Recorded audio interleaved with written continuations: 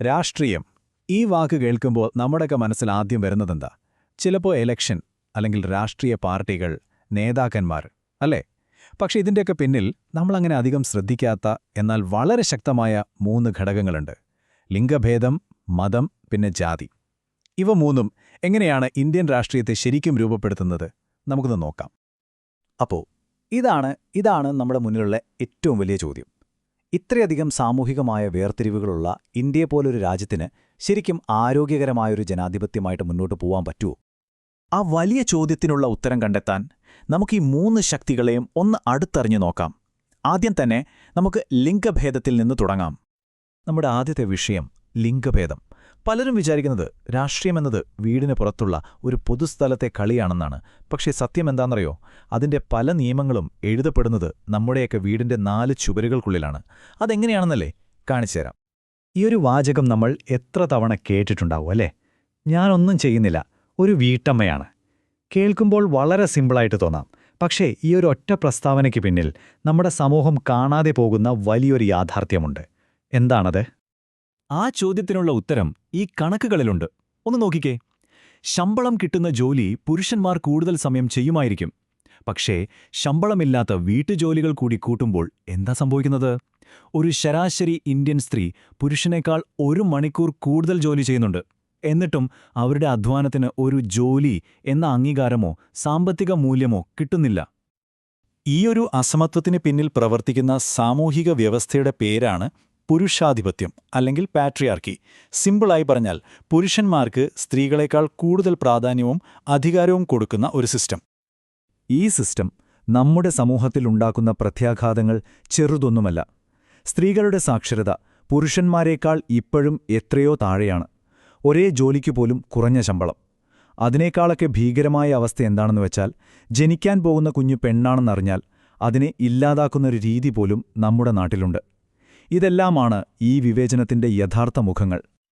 ഈ പ്രശ്നങ്ങളെല്ലാം കണ്ടപ്പോഴാണ് ലോകമെമ്പാടുമുള്ള സ്ത്രീപക്ഷ പ്രസ്ഥാനങ്ങൾ ഒരു കാര്യം തിരിച്ചറിഞ്ഞത്: ഈ അവസ്ഥയ്ക്ക് ഒരു മാറ്റം വരണമെങ്കിൽ സ്ത്രീകൾക്ക് രാഷ്ട്രീയ അധികാരം കയ്യിൽ കിട്ടിയേ മതിയാവൂ.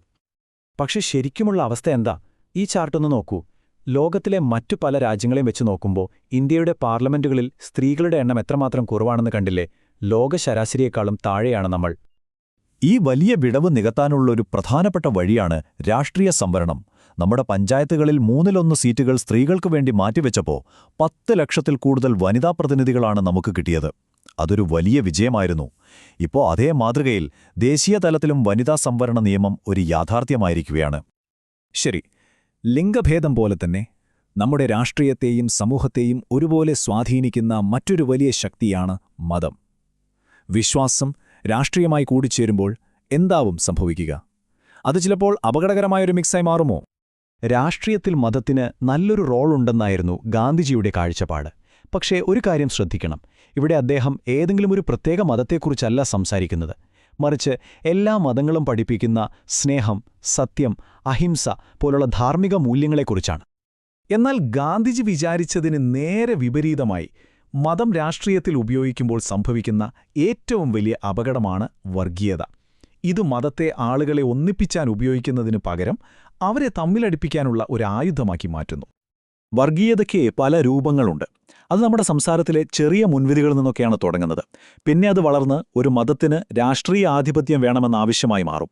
അവസാനം വർഗീയ കലാപങ്ങൾ പോലെയുള്ള ഏറ്റവും ഭീകരമായ അവസ്ഥയിലേക്ക് വരെ അത് നമ്മളെ കൊണ്ടെത്തിച്ചേക്കാം. ഈ വർഗീയത എന്ന വലിയ അപകടത്തെ നേരിടാൻ നമ്മുടെ ഭരണഘടന മുന്നോട്ടുവയ്ക്കുന്ന ശക്തമായൊരു കവചമാണ് മതേതരത്വം. ഇന്ത്യയ്ക്കൊരു ഔദ്യോഗിക മതമില്ല. ഇവിടെ ജീവിക്കുന്ന ഓരോ പൗരനും ഇഷ്ടമുള്ള മതത്തിൽ വിശ്വസിക്കാനും അത് പ്രചരിപ്പിക്കാനും പൂർണ്ണ സ്വാതന്ത്ര്യമുണ്ട്. മതത്തിന്റെ പേരിൽ ഒരാളോടും ഒരു വിവേചനവും പാടില്ല എന്ന് നമ്മുടെ ഭരണഘടന ഉറപ്പു നൽകുന്നു. അപ്പോൾ ലിംഗഭേദം, മതം. ഇനി നമ്മൾ നോക്കാൻ പോകുന്നത് ഇന്ത്യൻ രാഷ്ട്രീയത്തിലെ ഏറ്റവും സങ്കീർണമായ വിഷയമാണ് ജാതി. ഇത് ഇന്ത്യയുടെ ഏറ്റവും വലിയ വെല്ലുവിളികളിൽ ഒന്നാണ്. പക്ഷേ അതേസമയം തന്നെ ചിലർക്ക് ഇതൊരു ശക്തിയുമാണ്. നമുക്ക് ജാതിയുടെ ഈ 2 വശങ്ങളും ഒന്ന് പരിശോധിക്കാം. നമുക്ക് ഒരു കാര്യം ആദ്യം തന്നെ ഉറപ്പിച്ചു പറയാം. ഇന്നത്തെ ഇന്ത്യയിൽ നിന്ന് ജാതി ഇല്ലാതായിട്ടില്ല. നമ്മുടെ പേരിന്റെ കൂടെ, കല്യാണ പരസ്യങ്ങളിൽ, രാഷ്ട്രീയത്തിൽ എല്ലായിടത്തും ജാതി ഇപ്പോഴും വളരെ ശക്തമായി തന്നെ നിലനിൽക്കുന്നുണ്ട്. ജാതി ഒരു സാമൂഹിക വിഷയം മാത്രമല്ല, അതൊരു സാമ്പത്തിക വിഷയം കൂടിയാണ്. ഈ കണക്കുകൾ നോക്കൂ. പട്ടികവർഗ വിഭാഗത്തിലെ ഗ്രാമങ്ങളിൽ ജീവിക്കുന്നവരിൽ ഏകദേശം പകുതി പേരും ദാരിദ്ര്യരേഖയ്ക്ക് താഴെയാണ്. പക്ഷേ മുന്നോക്ക ജാതിയിലേക്ക് വരുമ്പോഴോ അത് വെറും 11%. ഈ വലിയ വ്യത്യാസം യാദൃച്ഛികമായി സംഭവിക്കുന്നതല്ല. രാഷ്ട്രീയത്തിൽ ജാതി വരുമ്പോൾ അതിന് 2 വശങ്ങളുണ്ട്. ആദ്യത്തേത് മോശം വശമാണ് ജാതീയത. അതായത് എന്റെ ജാതിയാണ് വലുത്, മറ്റുള്ളവരൊക്കെ താഴെയാണ് എന്നുള്ള ചിന്ത. ഇത് സമൂഹത്തെ ഭിന്നിപ്പിക്കും. എന്നാൽ അതിന് നല്ലൊരു വശമുണ്ട്, ശാക്തീകരണം. ചരിത്രപരമായി അടിച്ചമർത്തപ്പെട്ട വിഭാഗങ്ങൾ അവരുടെ ജാതി സ്വത്വം ഉപയോഗിച്ച് ഞങ്ങൾക്കും അധികാരത്തിൽ പങ്കുവേണം എന്ന് ഉറക്കെ ചോദിക്കുന്നതിനെയാണ് നമ്മൾ ശാക്തീകരണമായി കാണുന്നത്. ചുരുക്കി പറഞ്ഞാൽ ഇന്ത്യൻ രാഷ്ട്രീയത്തിൽ ജാതിയെ നമുക്ക് ഒഴിവാക്കാൻ പറ്റില്ല. ഒരു സ്ഥാനാർത്ഥിയെ തീരുമാനിക്കുന്നത് മുതൽ വോട്ട് ചോദിക്കുന്നതുവരെ ജാതി സമവാക്യങ്ങൾ വലിയൊരു പങ്ക് വഹിക്കുന്നുണ്ട്. പക്ഷേ അതിന്റെ മറുവശം എന്താന്നാൽ ഇതേ രാഷ്ട്രീയം തന്നെയാണ് ചരിത്രത്തിൽ ശബ്ദമില്ലാതിരുന്ന പല പിന്നാക്ക വിഭാഗങ്ങൾക്കും ഇന്ന് വിലപേശാനും അവരുടെ അവകാശങ്ങൾ നേടിയെടുക്കാനും ഒരവസരം കൊടുക്കുന്നത്. അപ്പോ ലിംഗഭേദം, മതം, ജാതി, ഈ 3 വിഷയങ്ങളെക്കുറിച്ചും നമ്മൾ സംസാരിച്ചു. ഇതിൽ നിന്നെല്ലാം നമുക്കെന്താണ് മനസ്സിലാക്കാൻ പറ്റുന്നത്? ഒരു ജനാധിപത്യം എന്നത് അതിന്റെ ബാലൻസ് കണ്ടെത്താൻ ശ്രമിക്കുന്ന ഒരു വലിയ തുലാസ് പോലെയാണ്. ഇതാണ് നമ്മൾ ഓർത്തിരിക്കേണ്ട ഏറ്റവും പ്രധാനപ്പെട്ട കാര്യം.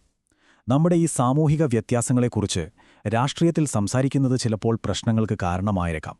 അത് ശരിയാണ്. പക്ഷെ ആ പേടി കാരണം നമ്മൾ മിണ്ടാതിരുന്നാൽ കാലങ്ങളായി അടിച്ചമർത്തപ്പെട്ട സ്ത്രീകൾക്കും ന്യൂനപക്ഷങ്ങൾക്കും പിന്നാക്ക ജാതിക്കാർക്കും അവരുടെ അവകാശങ്ങൾ ചോദിക്കാനുള്ള ഒരു ഇടമില്ലാതായി പോകും. അതുകൊണ്ട് ഈ സംഭാഷണങ്ങൾ വളരെ അത്യാവശ്യമാണ്. അപ്പോൾ ഞാൻ നിങ്ങളോടൊരു അവസാന ചോദ്യം ചോദിക്കുകയാണ്. ഈ സാമൂഹിക വ്യത്യാസങ്ങളെ കണ്ടില്ലെന്ന് നടിക്കുന്നത് ഒരു പരിഹാരമല്ലെന്ന് നമുക്കിപ്പോൾ അറിയാം.